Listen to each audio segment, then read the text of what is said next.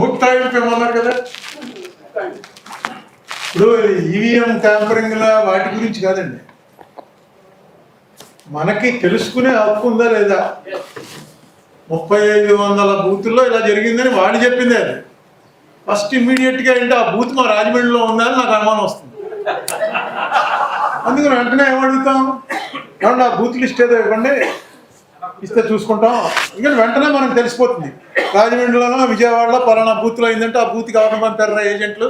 ఆ ఏజెంట్లు అడిగితే లేదండి సాయంకాలం 5ంటికి ఎవడలాడు వచ్చేసామన్నాం, లేకపోతే లేదు అప్పటికే చాలామంది ఉన్నారన్నా తెలుస్తుంది. ఎందుకు అది చెప్పడానికి వాళ్ళు ముందుకు రావట్లేదు.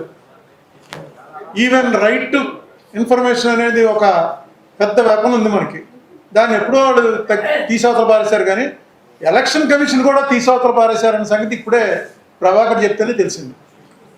ఎలక్షన్ కమిషన్ వాళ్ళు కూడా ఆన్సర్ ఇవ్వట్లేదు. ఇదే పరిస్థితి అయితే అంటే నేను అనేది ఏంటంటే, ఎందుకు ఈ ఎలక్షన్లు ఈ గొడవ అంతాను ఎవడపనాడు చేసుకోవచ్చు. ఎందుకు 365 రోజులు రాజకీయమే తిరిగేవాళ్ళు, మా టైంలో మేమంతా అలాగే తిరిగేవాళ్ళం, ఇప్పుడు కూడా చాలామంది ఉన్నారు.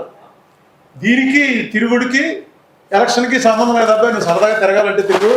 ఒకటికి శ్రీరామ సరదా ఉంటుంది, ఒకటికి విజయదశమి పందిర్లు వేయిస్తాడు, ఒకటి డ్రామాలు నాటకాలు వేస్తాడు.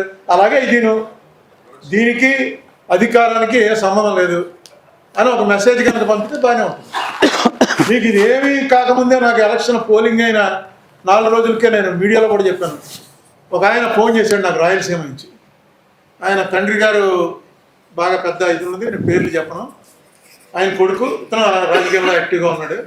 అతను చెప్పాడు చాలా ఘోరం జరిగిపోయిందండి అన్నాడు. ఏంటి ఘోరం అన్న, వాళ్ళది ఒక అక్కడంతా కూడా ఏంటంటే కొన్ని ఏరియాలు ఇప్పటికి కూడా రిగ్గింగ్ అవుతుంది. ఎలాగా అక్కడ అసలు ఎలక్షన్ పట్టించుకోరు వాళ్ళు, ఊళ్ళో జనం. ఈ 4 పార్టీల నాయకులు కూర్చుని మా పార్టీ బాగుంది, మా పార్టీకి ఎక్కువ ఉందని ఏదో మాట్లాడుకుని, సరే ఈసారి నువ్వు 500 ఓట్లు వేసుకో, నాకు 300 అయ్యి, ఇక వీడికి కాంగ్రెస్ వాడు ఉన్నాడు, వీడికి ఎవరు లేరు కదా, ఇప్పుడు వీడికి 100 అని ఇలా సర్దేసుకుంటారు. వాళ్ళే నొక్కేస్తారు, ఈ వేలు అన్ని వేలు నొక్కేస్తారు. ఏజెంట్లు మంచి పోయినది పెట్టి పంపించేస్తారు. అది పూర్వం ఇలా కొట్టేటప్పుడు ఉండేది, ఈవీఎంలు వచ్చాక చాలా చోట్ల పోయింది. కానీ కొన్ని విలేజెస్లో అంటే ఇది అండర్స్టాండింగ్ కాబట్టి అలా జరుగుతుంది. వీడేం చేశాడంటే మామూలుగా అందరూ రాసుకుంటారుగా, ఎవడెవడికి ఎన్నో ఆఖరి సంతకం పెట్టినట్టు వీళ్ళు కూడా జన కాగితం మీద రాసుకున్నారు. కూటమికి 300, వైసీపీకి 250, కాంగ్రెస్కి 100, ఇంకోటి ఇండిపెండెంట్ ఆడి గొడవ చేస్తున్నాడంటే ఆడికి 40, ఇలా వేసి మొత్తం 900 ఎంతో పోలేనట్టు లెక్క తయారు చేసుకున్నారు. అయిపోయింది. కౌంటింగ్ అప్పుడు ఏజెంట్లు తీసుకొచ్చి ఆ బూత్లో ఎలా పడ్డాయో చెప్పారు. వాడికి 40 వేసిన వాడికి 400, కాంగ్రెస్కి 350, కూటమికి 380 ఎంతో మెజార్టీ. అలాగే కాంగ్రెస్కి అలా ఎక్కువ ఏం జరిగిందో తెలియదు కానండి, ఇది మేము దగ్గరుండి మేమే కొట్టుకున్నది మా కళ్ళు అంటుకున్నా ఇదేంటి ఇలా వచ్చేసిందని. చిన్న విలేజ్ కాంగ్రెస్ ఊరేగింపు చేస్తాడు, మళ్ళీ బతికేసాం జిందాబాద్ వచ్చేసింది, చూడు ఎలా వచ్చే ఓట్లు, నేను ఎవరిని మమ్మల్ని ఓటు కూడా అడగలేదని. విలేజ్లో ఉంటాయి కదా ఫిక్షన్, ఆ విలేజ్లో కాంగ్రెస్ వాడు అందరికీ చెప్పాడు, చూడు నాకు ఎన్ని ఇచ్చారో నా దెబ్బకి మా క్యాండిడేట్ దెబ్బ కదని.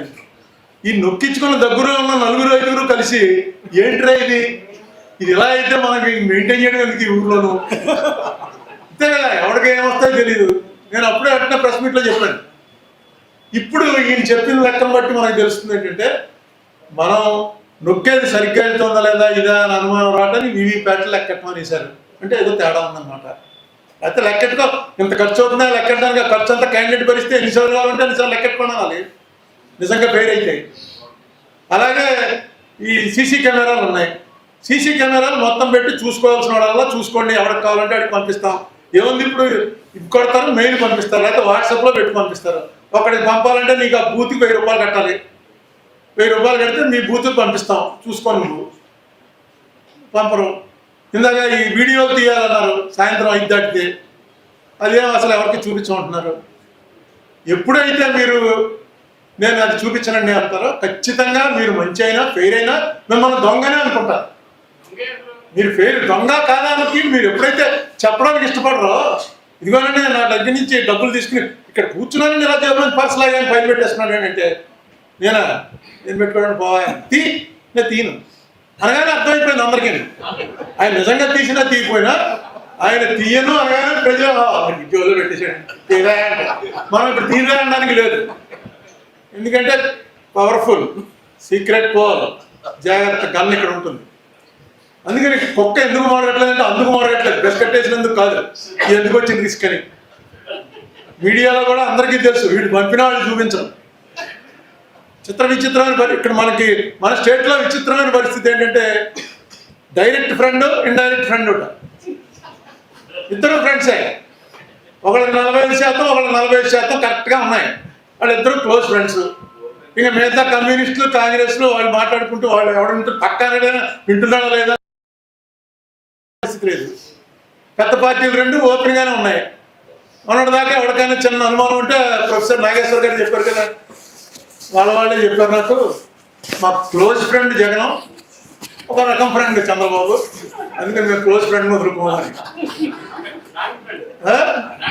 అది లాంగ్ ఫ్రెండ్షిప్ కొందరు, షార్ట్ ఫ్రెండ్షిప్ కొందరు ఉంటారు, అది తెలుసో కాదో తెలియదు. కానీ ఇది జనరల్గా ఉన్నటువంటిది తెలిసిపోతుంది. అందుకని ఈ స్టేట్లో ఎస్ఆర్ గురించి ఎవడో మాట్లాడారు, ఎస్ఐఆర్ ఎవడో ఏం మాట్లాడడం, ఎందుకంటే మాకు వీడు వచ్చిన ఒకటే వాడు వచ్చిన ఒకటే అనే పరిస్థితికి వచ్చేసాం.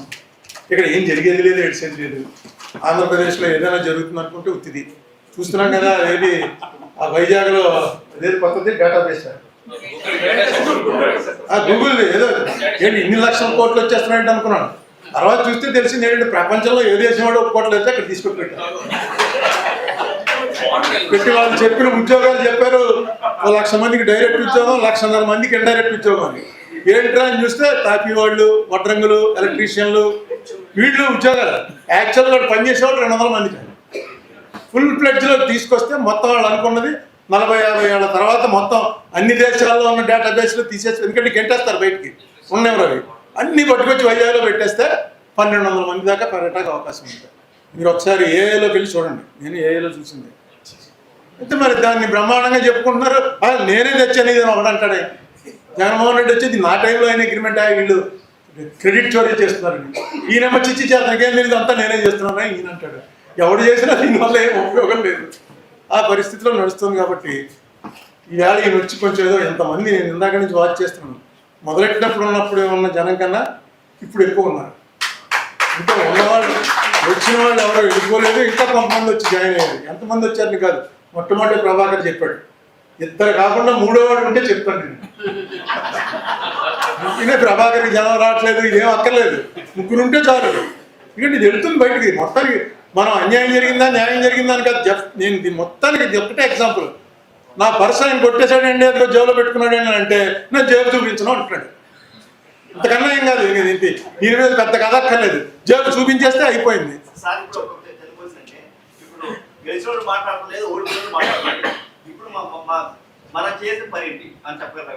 ఇలా మాట్లాడడం మీరు చూపిస్తే మీరు చూపించారో లేదో నాకు కాసేపట్లో తెలిసిపోతుంది, ఎవరెవరు ఎంతసేపు చూపించారో.